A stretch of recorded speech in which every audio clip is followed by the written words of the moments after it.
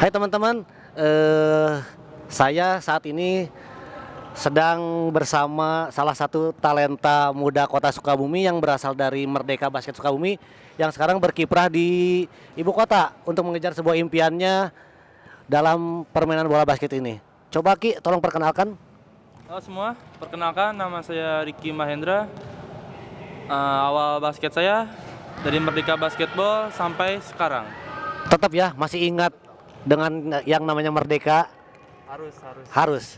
Karena salah satu untuk menjadi sukses itu tidak akan pernah lupakan sejarah. Tentunya. Kamu berasal dari mana, sampai saat ini kamu ada di posisi seperti apa, kamu harus tahu bahwa kamu berasal dari mana. Ngomong-ngomong, tolong ceritain dong bahwa kamu pertama menyukai bola basket itu kapan dan perjalanannya seperti apa, tolong dong. Oke. Jadi awal mula saya mengenal basket itu pada saat kelas 6 SD. 6 SD saya ikut pertandingan segala macam dan mulai saya mengenal cukup jauh basket tuh SMP. SMP kelas 1 dan untuk masuk Merdeka saya sekitar kelas 2 SMP. Itu saya diajak oleh teman saya untuk gabung dengan Merdeka agar lebih baiklah basketnya, lebih bagus lagi untuk nanti jenjang kedepannya segala macam. Saya memilih untuk berlatih di Merdeka Basketball seperti itu, Pak. Jadi dia memilih dari beberapa klub yang ada di Sukabumi yaitu dengan Merdeka. Ciri khas dari Merdeka apa sih, Ki? Ciri khas dari Merdeka tentunya latihannya keras sih, Pak. Saya Keras. suka gitu. Keras, disiplin dan Terkonsep ya. terkonsep, terjadwal semuanya latihannya, dan anak-anaknya juga saya suka rame begitu dan tentunya pada jago-jago, Pak. Saya suka bersaing seperti itu. Nah, dalam basket ini pasti kamu ada sebuah inspirasi. Siapa sih yang menginspirasi kamu untuk bermain bola basket? Jadi awal mula saya mengenal basket lebih jauh itu dari kakak saya. Dia yang mengajarkan kalau misalkan basket tuh nggak cuman kayak sekitaran SMP atau misalkan SD lah. Basket tuh luas, nggak cuman itu aja. Makanya saya pada waktu itu diajak kakak saya untuk bergabung dengan Merdeka Basketball. Ngomong-ngomong, kamu kan salah satu siswa Merdeka yang notabene diproyeksikan untuk ke jenjang lebih tinggi, untuk mengikuti jejak mulai dari Yobel Sondah, Mario Ferdiansa, Adi Suranto. Mungkin kalau nggak salah di atas kamu ada yang namanya Muhammad TB Jikra dan Mas Sumitra ya. Coba tolong dong, proyek apa sih sampai kamu harus berjuang? Jadi proyek saya itu waktu dulu nih, Pak ya. Saya bukan proyek sih istilahnya, jadi di terpa latihan Pamdan Ya. lainnya untuk masuk ke SMA Ragunan, Pak. Jadi selama 3 bulan saya latihan dengan Pak Hamdan, Pak Krisna, Pak Ardi dan yang lainnya. 3 bulan itu saya dilatih habis-habisan istilahnya, Pak. Keras segala macam. Kayak contohnya basic basketnya dilatih lagi. Pokoknya saya mulai dari nol Semua lagi. dari nol lagi, Dari kan? nol lagi. Latihan fisik nggak cuma di lapangan atau di mana, di tempat berenang saya latihan, terus saya bersepeda, Ya. naik gunung, kayak gitu saya lakuin semua, Pak. Kamu di Jakarta itu masuk sekolah apa sih? Sekolah SMA 116 Ragunan Jakarta. Nah, itu SMA atlet, Pak, tentu. SMA atlet yang notabene semua siswanya itu atlet, semua cabang atlet seperti itu. Jadi sekolah atlet ya, tapi tetap di sana kamu spesifikasi keilmuannya di cabang olahraga bola basket, walaupun di sekolah tersebut banyak berbagai cabang olahraga gitu kan. Nah, apa saja prestasi yang kamu raih saat kamu menuntut ilmu di SMA 116 Ragunan Jakarta ini? Untuk prestasi yang saya raih yang selama di dalam negeri ya, Pak. Nah, Alhamdulillah alhamdulillah setiap tahun saya juara di ibu kota di Jakarta. Nah, jadi SMA saya tuh di Segani di sana. Segani. Segani. Jadi di Ragunan kita gak cuman tanding di dalam kota, cuman kayak di DKI atau pokoknya lingkup itu, tapi kita juga punya jadwal, punya konsep, kita harus keluar kota nih.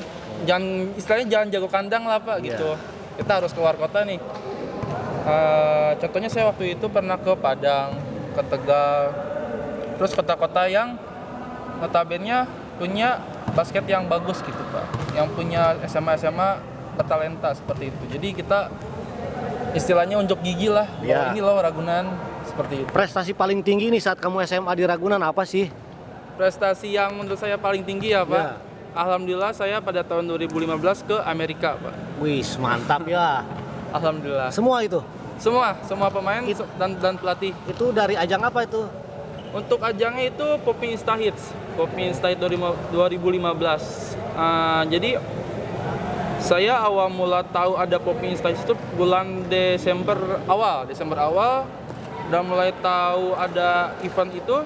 Kita pemain nih sama pelatih ngomongin, kita diskusiin, oke, kita harus juara, kita harus fokus sama event itu, dan tentunya juaranya kayak Amerika Pak, bukan main-main. Jadi kita semua fokus, benar-benar fokus latihan, gak masalah kita lawan siapapun. Kita sparring itu bukan lagi lawan SMA, kita cari-cari yang pemain yang lebih pro, pemain universitas seperti itu. Kita benar-benar fokus banget di situ Pak. Oke teman-teman, kita tarik kesimpulan nih ya dari apa yang Ricky ceritakan, bahwa dengan basket kalian tidak perlu pesimis bahwa dengan basket bisa berkeliling Indonesia, apalagi sampai ke luar negeri.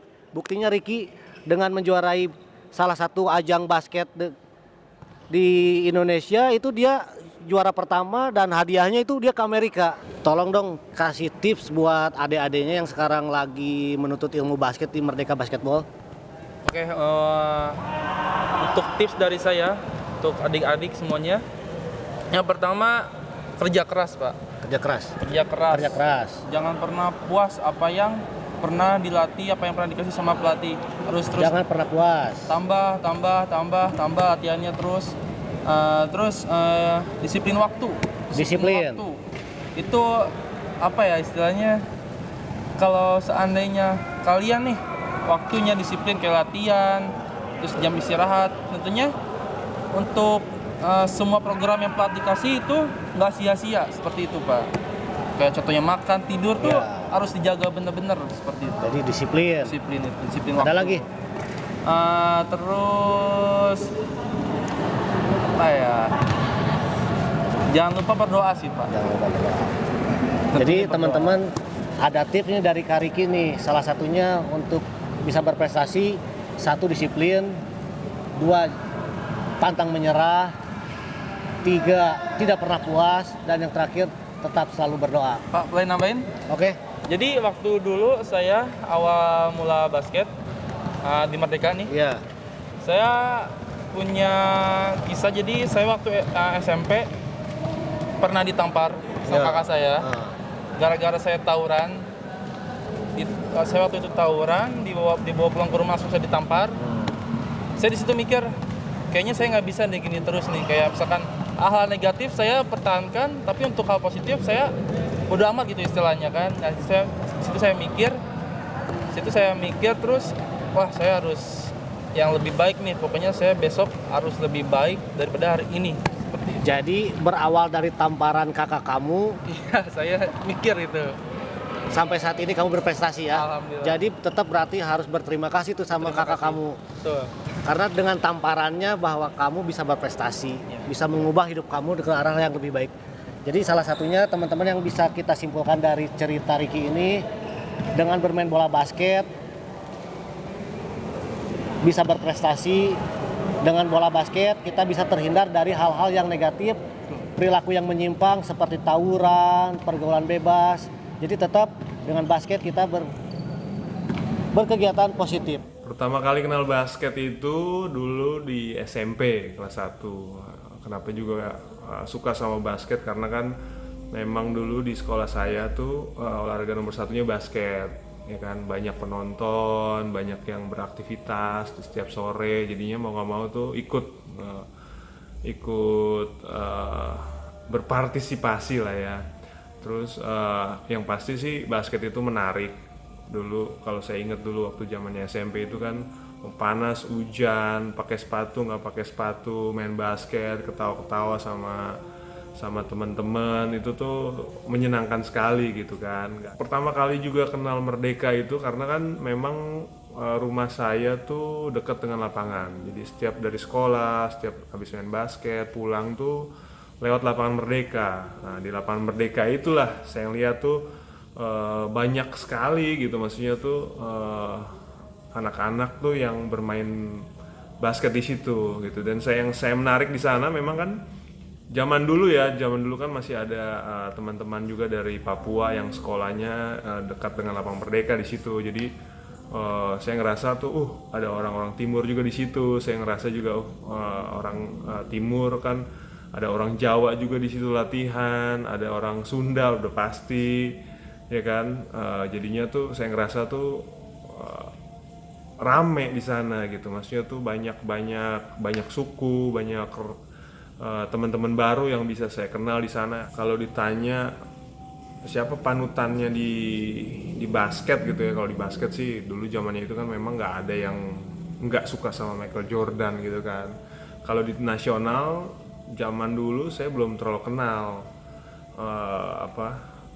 dengan pemain nasional. Nah, pertama-tama kali kenal pemain nasional itu gara-gara Merdeka juga. Dulu tuh di Merdeka tuh diadain 3x3 dulu, dia ngadain 3x3 dan dia mengundang pebasket nasional, ada Tri Adiatna, Adi Loka di situ. Nah, jujur juga itu juga membuat saya tuh salah satu termotivasi, seperti ini ya bermain basket kalau jago gitu kan. Di Sukabumi dulu tuh ada namanya Abang Victor di sana. Dia tuh orang Jakarta tapi setiap weekend tuh dia datang ke klub Merdeka juga di sana untuk melatih anak-anak daerah. Ceritanya kan kita di Sukabumi itu kan daerah, jadi menyenangkan sekali gitu kedatangan tamu dari Jakarta terus berbagi ilmu di situ. Dan saya ngerasa tuh banyak value yang lain gitu yang saya dapat pas beliau datang ke situ ya.